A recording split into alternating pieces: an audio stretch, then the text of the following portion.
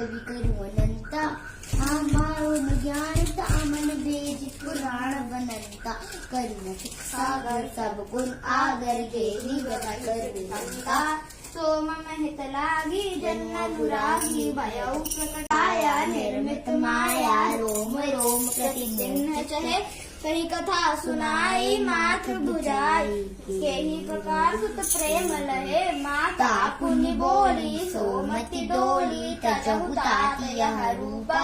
की जैसे सुलीला अति प्रेयसीला यह सुख परम अनूपा सुनि बचन सुदाना रोदन थाना होई बादाना रोदन थाना होई बालक सुर भूपा यह चरित जगा वही हर पिद पावहि तेना परहि भवकूपा वृद्धेनु सुर संसित लिन्हि मनोजवता निज इच्छा निर्मित तनु माया गोपा।